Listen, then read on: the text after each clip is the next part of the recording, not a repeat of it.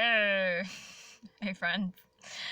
I'm documenting how my upper endoscopy procedure went today at AV Hospital without any sedation.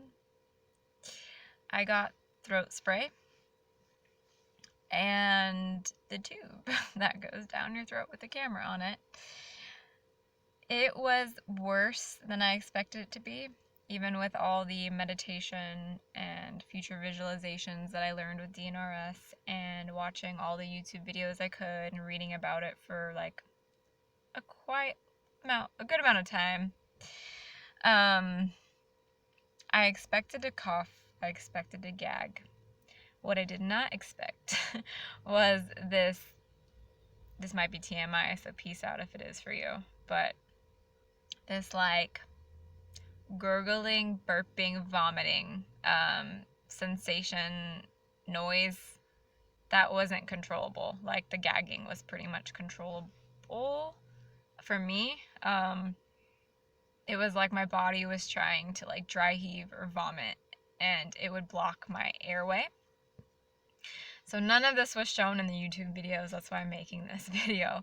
If you ever have to do it without sedation yourself, I'm sure it's different for everybody, but for my experience, I wasn't freaked out. It was kind of like when you are swimming and like when you go underwater, you have to hold your breath and then you're going to have air again eventually. So it felt like that. It felt like, okay, my breathing's going to be cut off for a little bit because I'm retching up mucus or whatever is coming up with this tube, kicking it back. And when my body's done doing that, then I can breathe in. And then it does it again, and then you can't breathe, and then you breathe in. So meditating on something, for me, it was the nurse's eyes. She held my hand, and I probably freaked her out so bad and gave her nightmares because I like intently just like locked onto her eyes like this and was doing that retching, coughing, vomiting thing the whole time. God bless her. and the anesthesiologists, the doctors, everyone was fantastic. It was a really good experience. I would have liked to have been sedated if I could have known for certain I would have tolerated the sedation. Backstory, in case you're still watching, I had been diagnosed, or I'd gotten gene testing done. It's chromosome P450. Quite a few mutations in that. One's a double mutation. And everything I've tried on that list of medications, before knowing about the mutation, I can't tolerate very well. So, being under sedation and not being able to tell them I was having a problem would have not been good. So I opted to not get any sedation at all. They just numbed my throat, which burned, tasted horrible. It was like artificial cherry flavor because I'm, into natural foods.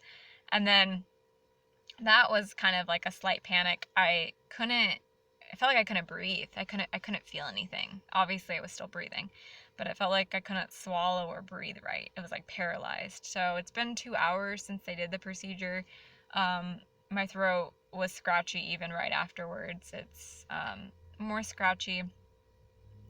I can still feel on this side. I can swallow. I don't feel as much on this side. They took 3 biopsies, esophagus, stomach, and small intestine. That was the worst part, was going into my small intestine. I couldn't feel the tube in my esophagus. I didn't feel it in my stomach, but I felt it in my small intestine. That was weird. And I could feel them put that little biopsy thing in too and take a sample. So, if you can get sedated, I would recommend it.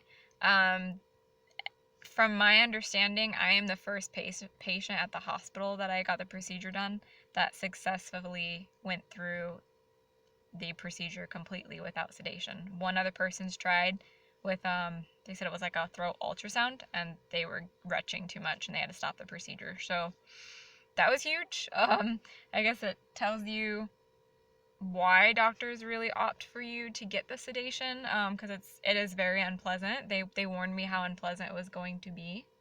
I didn't think they were lying. I believed them. But all the YouTube videos I've seen,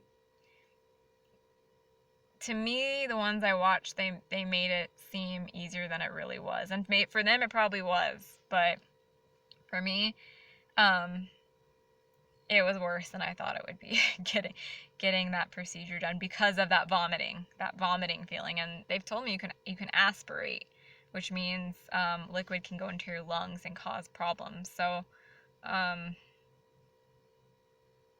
I'm not sure if you're not eating or drinking, like I wasn't, if that could be a problem. They told me after the procedure it could also be a problem. So I had to wait still 2 to 3 hours to not eat or drink anything,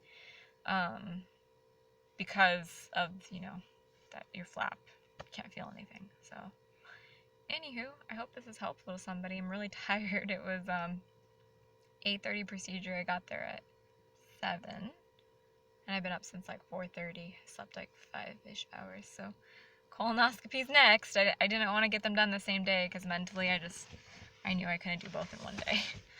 So there you have it. And I hope this helps somebody that's thinking about doing it without sedation.